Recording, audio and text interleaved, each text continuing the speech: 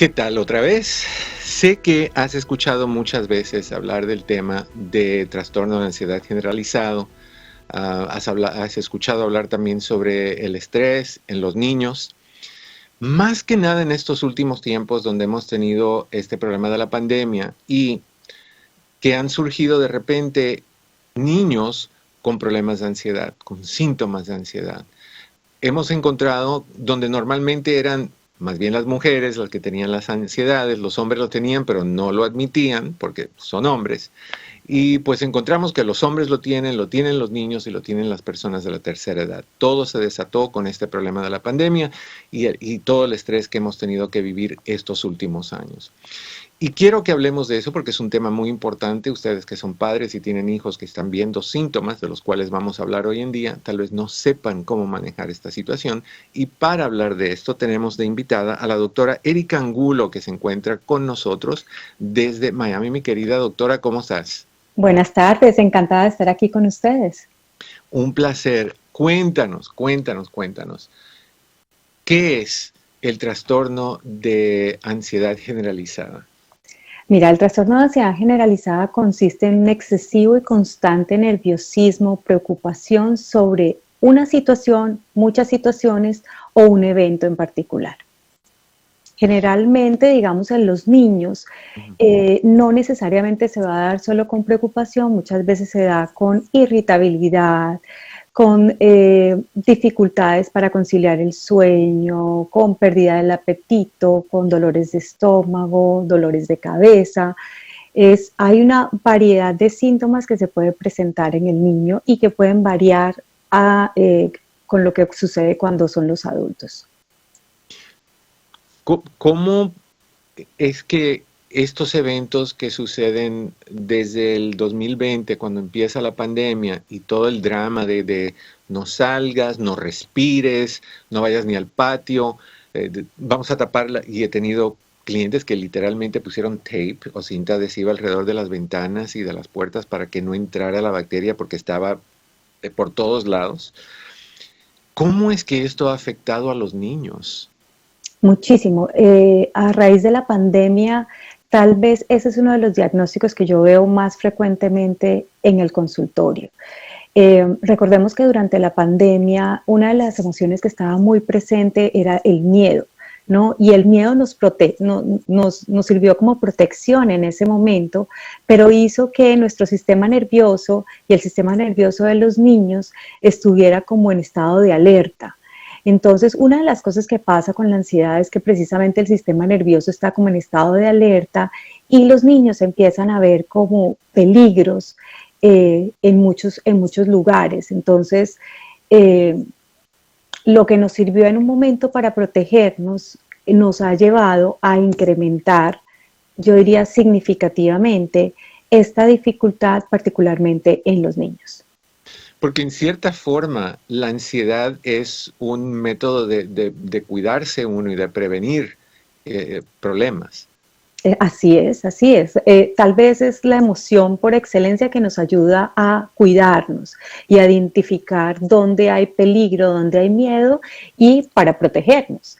Digamos que la gran dificultad es cuando esta ansiedad o estos síntomas que se empiezan a presentar, porque es bueno aclarar que todos, tanto adultos como niños, tenemos momentos en donde podemos sentir la ansiedad.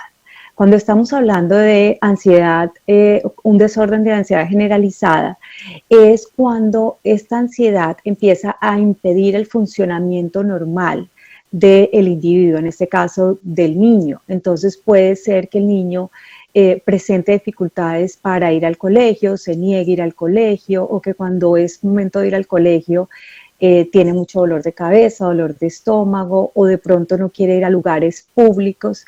Y para que esto se diagnostique tiene que haber pasado 6 meses y que el nivel de estrés sea como muy significativo, que el niño empieza a evitar ir a ciertas situaciones o estar en ciertos ambientes. Y antes de ir con la otra pregunta, te pregunto, Daniel, ¿le puedes preguntar a Luisa si ella me puede escribir en las llamadas si alguna de esas son relacionadas con el tema que estamos hablando, por favorcito, porque me gustaría darle preferencia a esas. Sí, cómo no. Gracias. Ahora, tú me hablaste un poquito, antes de entrar al aire, me hablaste un poquito sobre el estrés. ¿Cómo podemos definir esto es estrés nada más o esto es un trastorno de ansiedad generalizada? Sí, el estrés sobre todo es la respuesta fisiológica del cuerpo. Cuando hablamos de ansiedad, estamos hablando más como de los síntomas emocionales. ¿Qué es lo que pasa? Que mucho estrés o muchos factores estresantes en el niño puede desembocar en un trastorno de ansiedad generalizada. Y probablemente, digamos, en particular para los niños, una de las situaciones, hay muchas situaciones que pueden generar estrés en el niño, un cambio de colegio, el divorcio de los padres, o inclusive cuando metemos en muchas actividades a los niños y no tienen espacio para ser niños, espacio para jugar, para crear, para inclusive aburrirse. Si estamos viendo a un niño que demuestra algunas de estas señales, am, a veces los papás tienden a ser un poquito, iba a decir ignorante, pero no quiero que suene como que son ignorantes, sino que ignoran la realidad o la seriedad del problema porque lo confunden muchas veces con flojera, con mala crianza. No, pues es que tú sabes cómo es Toñito, que es muy, quiere hacer las cosas a su manera. ¿Cuándo es que debemos de decir, momentito, algo está pasando aquí? Ujú. Cuando, mira, lo primero que quiero decirle a los padres, porque obviamente no tienen el conocimiento como lo nombraste y no tienen por qué, porque no lo estudiaron, ¿cierto? Es que los niños sufren mucho cuando tienen este tipo de desorden. Entonces hay que tener como mucha compasión con los niños y van a necesitar mucho el acompañamiento de un adulto para salir adelante de esta dificultad. ¿Cuándo buscar ayuda? Cuando ya tú empiezas a ver que la funcionabilidad del niño se está impidiendo y que cada día es más frecuente. Es decir, si el niño más de una vez, no sé, diremos a la semana, no se rehúsa a ir al colegio, pueden ser muchos factores. Puede ser que algo le está pasando en el colegio también. Pero si además de esos factores hay otra sintomatología, como que el niño tú lo ves muy estresado, muy tensionado, o que se le dificulta, digamos, conciliar el sueño, entonces sería bueno buscar ayuda profesional, porque generalmente estas situaciones por sí solas no se van, sino que tienden a aumentar. Hay veces que vemos este tipo de situación y vemos que tenemos dos hijos, por ejemplo, y alguien te dice, no, pues tu hijo está teniendo una reacción adversa basada en que hay problemas en la casa, por ejemplo, que hay violencia doméstica o que hay alcoholismo, cosas así. Y los padres pueden decir, no, pues no es así, porque mira, el hermanito está perfectamente bien, no tiene ninguno de los síntomas y está viviendo en la misma casa con los mismos problemas. ¿Cómo es que una misma situación puede afectar a dos niños de forma tan diferente? Uh-huh. Yo considero que hay dos puntos que para mí son clave. Uno, las habilidades de cada individuo son diferentes, las habilidades de resiliencia o de salir adelante ante la adversidad o de regular las emociones que se están presentando en el ambiente son diferentes, así sean los hermanos. Generalmente uno ve, los hermanos tienen como personalidades diferentes, ¿no? Los que tenemos más de un hijo sabemos que pueden llegar a tener personalidades diferentes. Y también lo que yo he observado es que la manera como nosotros los padres nos relacionamos con cada uno de los hijos es diferente, porque no soy aunque podríamos vernos y pensar que es la misma mamá, el momento de la vida donde yo tuve a este hijo y el momento de la vida donde yo tuve al otro hijo es diferente y tal vez la madurez es diferente y ese vínculo va a impactar también cómo los diferentes niños o los diferentes hijos regulan sus emociones y las habilidades que desarrollan. Es curioso cómo todos tenemos nuestra personalidad determinada. Creo que una de las cosas que yo he hablado muchas veces, que somos el producto de tres influencias, sociales, familiares y diferencias personales. Entonces puedes tener al mismo niño con las mismas dos situaciones sociales y familiares, pero la predisposición o la resiliencia que trae o Ujú. su forma de ser o su carácter hace que sí o no caiga en este tipo de situación. ¿Se quita? ¿Se trata? ¿Cómo se maneja esto? O sea, porque sabemos cosas como la esquizofrenia no se quita, que se trata y hay que Ujú, vivir con eso. ujú. La ansiedad generalizada, ¿se quita? La ansiedad generalizada, digamos que la ansiedad generalizada se trata y puede llegarse a regular. ¿Y por qué se dice regular? Porque eventualmente el niño puede llegar a tener episodios de ansiedad más adelante, pero no estar el diagnóstico como tal. Entonces el diagnóstico sí se puede quitar, sí se puede tratar, pero eventualmente, de nuevo, el niño va a tener, como todos los seres humanos, van a tener momentos o van a tener situaciones que pueden ser disparadores de esa ansiedad, pero no necesariamente va a caer en el diagnóstico. Súper. ¿Te importaría si vamos con una llamada que tiene una pregunta? Claro que sí. Me encantaría que pudieras ayudar a esta señora. Ella es Guadalupe, ella está en California, en La Mirada. Guadalupe, ¿cómo estás? Bienvenida a Hablemos. Hola, doctor. Muy bien, gracias. Adelante, te escucha la doctora. Sí, mire, mi pregunta es esta. Es con mi hijo, él tiene 19 años. Cuando se graduó del grado 12, él empezó con mucha ansiedad.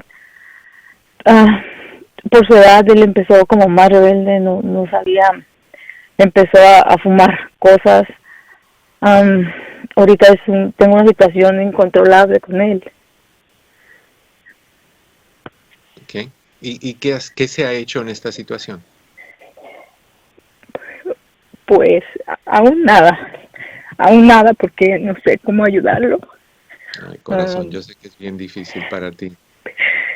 sí, no sé cómo ayudarlo porque él últimamente me ha mandado videos de un muchachito que hizo algo en contra de su propia vida y él dice que nadie lo entiende. Yo trato de entenderlo, trato de acercarme, de ayudarlo, pero no sé qué más hacer. Ok. Ay, doctora, Mira, Guadalupe, bueno, primero que todo, gracias por la confianza y estamos acá y podemos sentir el dolor como madre. Y hay momentos en que es indispensable buscar ayuda profesional porque él al parecer ya te está dando señales de que está necesitando ayuda. Muchas veces el fumar o el caer en ciertas adicciones tiene que ver con intentos de quitar el sufrimiento. La está pasando mal y no sabe qué hacer y obviamente está yéndose por caminos que de pronto pueden ser dañinos para él mismo. Entonces, dependiendo de la ciudad donde estés, hay agencias gubernamentales que pueden proveerte servicios de salud mental y pues la idea es buscar ayuda para tu hijo porque eh, pues estos casos necesitan ayuda profesional. en una de las programas anteriores yo les di a ustedes el número 988, que es un número Ujú, nacional para ujú. personas que están pensando en el suicidio, cualquier idea que tengan relacionada con el suicidio, llaman en cualquier idioma 24 horas al Okay. día y tu hijo puede hablar con alguien que lo ayude a procesar esos pensamientos y a quitarse esos pensamientos, right? Y a referirlo a algún lugar. Yo creo que es bien importante, Guadalupe, que tu hijo reciba consejería o terapia individual. Necesita hablar con alguien, por ahorita debería hacer semanalmente. Obviamente Uh-huh. que hay que chequear varias cositas. Hay que chequear am, si hay algún trastorno hormonal, si hay algún bajón o subida de hormonas, hay que chequear, siempre lo médico hay que chequearlo primero, chequear la tiroides, a ver si hay algo por ahí, chequear la vitamina D, a ver si hay algo por allá, y eventualmente puede que tu hijo necesite algún tipo de medicamento. Hablamos mucho acá sobre los suplementos, tú conoces los suplementos que yo mayormente recomiendo para la ansiedad. Creo que es importante, ante todo, tener a un profesional que trabaje con tu hijo, que le enseñe a tu hijo cuáles son esas avenidas que él no ha explorado y que está haciendo que se vaya por el callejón equivocado, que sea la marihuana o lo que sea que esté fumando, o la idea de terminar con su vida. Eso es algo que no queremos que suceda. Estar ahí, escucharlo, apoyarlo, decirle que lo entiendes, aunque tal vez no lo entiendas, porque mucha gente critica, imagino doctora que tú has conocido a papás que los hijos le dicen los síntomas y dicen, ay, para de sentirte así, no seas tonto, eso se quita, que tú estás muy joven para eso, y no entienden lo difícil que es tenerlos y vivir con eso. Entonces creo que eso es bien importante. Llama al 211 también, el 211 puede conseguirte agencias gubernamentales o comunitarias que provean terapia gratis o por bajo costo. Si tienes seguro médico, pues te vas con eso, lo que sea, pero hay que buscarle ayuda. ¿Ya? Sí, está bien. Sí, disculpa, una pregunta. Y en dado caso que él tuviese alguna crisis o algo, o sea, yo porque sé que a veces por su edad yo ya no, pues yo no puedo sacar una cita con el doctor con él. ¿Podría yo hacerlo por ayudarlo? ¿Podrías hacer qué? De sacarle yo como para él las citas de lo que él necesite, o sea. No, generalmente no te van a dar una cita si tu hijo es mayor de edad. Tu hijo tiene que hacer la llamada. Okay. Lo que tú puedes hacer es sentarte con él y darle el teléfono y marcarlo tú y dárselo al oído y decirle, llama, yo estoy aquí contigo, yo voy contigo, yo te apoyo como sea, pero él tiene que marcarlo, el compromiso lo tiene que hacer él. Sí, está bien. Ok, lo voy a hacer, pues muchas gracias. Y me encantaría que nos dejaras saber, right, lo que sucede con las cosas, ¿ok, corazón? Sí, gracias. Ok. Qué difícil para un padre encontrar una situación así y generalmente, dime si esto es así, doctora. Muchas de las personas que tienen la ansiedad, cuando tú les ofreces la ayuda, te dicen que no, tienen miedo o entran en negación o qué sé yo, no quieren aceptarlo. Yo pensaría que lógica te dice, no, pues yo quiero quitarme esto de encima, yo quiero sacudirme esta pesadilla, pero no, a veces no quieren ayuda. Sí, yo creo que tiene que ver también con los mitos que tenemos con respecto a buscar ayuda en salud mental, y una de las cosas que yo generalmente, digamos, animo en las redes sociales o cuando hago entrevistas como estas es a ver la salud de una manera integral y entender que la salud mental es parte de toda la salud integral de nosotros como seres humanos. Entonces, una cosa importante que tú estabas diciendo es, como padres, es esencial que nosotros abramos la puerta a nuestros adolescentes y a nuestros niños y con una escucha sin juicio, ¿no? Porque hay veces es difícil entender que una persona se quiera quitar la vida o que tenga riesgo suicidio o que tenga miedos que nosotros no entendamos. Y el hecho de que no lo entendamos no quiere decir que no podamos estar ahí para validar la emoción. Generalmente, cuando nosotros podemos vertir esa emoción en alguien, esa emoción pierde intensidad. Entonces, la invitación a los padres siempre es a estar atentos a prestar su presencia emocional y su escucha. No necesariamente tenemos que resolver la situación, pero el apoyo y la compañía para que, en el caso, digamos, de Guadalupe, su hijo pueda buscar esa ayuda que está necesitando, yo creo que va a ser un impulso fundamental en la sanación de situaciones como estas. Totalmente. Y no sé, tú qué piensas, pero a mí me parece que cuando uno tiene un joven que sea mayor de 18 y esté así de mal, yo sé que formalmente o profesionalmente te dicen, no, todo tiene que ser con él. Somos una cultura de apapachos. Y somos una cultura de mamitis e hijitis y todos los hitis habidos y por haber. Entonces, tú como profesional, ¿crees que es buena idea que los padres tomen lo más posible rienda en el asunto? No obviamente cargándolos y llevándolos, pero sí empujándolos o dándole la mano y caminando con ellos porque están mal hasta que ellos puedan caminar solos. ¿O tú sientes que tú nada más como mamá o papá debes decir esto es lo que es y te toca a ti hacer las cosas? No, la invitación siempre es a que como padres hagamos todo lo que está dentro de nuestras manos, porque cuando una persona está teniendo síntomas o riesgos suicidas, pues está en peligro. está en peligro de muerte y yo particularmente tengo una hija de 22 años y si mi hija estuviera en esa situación, yo voy a hacer todo lo que esté en mis manos para ayudarla, para empoderarla y para pasarle el mensaje de que yo en esta situación difícil estoy con ella, que veo su sufrimiento y que estoy de la mano para ayudarla. Entonces yo creo que cuando una persona está teniendo dificultades en salud mental, necesita la compañía de las personas significativas y recordar que nosotros somos seres interdependientes, es decir, que necesitamos uno de los otros y esa compañía ayuda a calmar esas señales de alerta que se producen en el cerebro cuando una persona está teniendo ansiedad, por ejemplo. Esta pregunta, volteemos lo que estamos haciendo, porque hemos estado hablando hasta ahorita a los padres sobre cómo lidiar con sus hijos en esta situación. Ahora, imaginemos que te está escuchando ahorita o nos está escuchando ahorita un joven o una joven que tiene problemas de ansiedad y ha tratado de decírselo a sus papás, pero encuentran que los papás o no le creen la seriedad del problema o la humillan en cierta forma diciendo que es una tontería, que no debe de, que eso se quita, una sacudida y se te quitó. ¿Qué le dirías a estos jóvenes en términos de cómo proceder con esta situación? Bueno, yo lo primero que les diría es que esa emoción que están teniendo es válida, ¿no? Que no son los únicos que les está sucediendo una situación como esta. Hay muchos seres humanos que están padeciendo la ansiedad.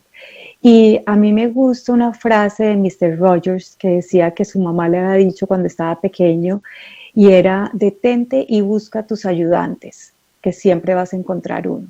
Entonces, eso es algo que yo trato de decirle mucho a los chiquitos y a los grandes y es: puede que papá o mamá no estén ahí en ese momento y es doloroso que no estén, pero de pronto puede haber un tío, un amigo, un profesor, alguien que te puede dar la mano. Y el hecho de que tus papás no tengan el conocimiento para entender esta situación no necesariamente tiene que ver con que no te quieren o con que estás solo, simplemente no tienen el conocimiento y probablemente vas a tener que tomar, digamos, cartas en el asunto tú y sobre todo buscar los ayudantes. Otra cosa que sirve muchísimo, además de buscar ayuda profesional, para los adolescentes, para los jóvenes, es el ejercicio. El ejercicio les ayuda muchísimo a regular síntomas como este. No es reemplazo para la terapia, pero puede ayudarles mucho. Claro, no, pues hemos hablado mucho de que el ejercicio activa los niveles de serotonina controla el estado anímico, así que es fabuloso. Media hora mínimo donde haya sudor. No es el ejercicio de ir a caminar así mirándolos, no. Mi querida doctora, se nos acabó el tiempo tristemente, rapidito. ¿Dónde te encuentran si te quieren encontrar? Claro que sí, muchísimas gracias por la invitación. En las redes sociales me pueden encontrar como @terapeuta.ericaangulo por Instagram o Facebook. Y estoy en Miami, el teléfono de la oficina es el 305-982-8431. Súper. Mil gracias por tu apoyo y tu ayuda. Un placer hablar contigo. Gracias, doctor, igualmente. Si te gustó este video, danos un like y deja tu comentario. No olvides darle clic al botón de suscríbete y activar nuestras notificaciones dándole clic a la campanita. Nos vemos la próxima semana en la Red Hispana, elevando las voces de nuestra comunidad en los Estados Unidos para educar, inspirar e informar.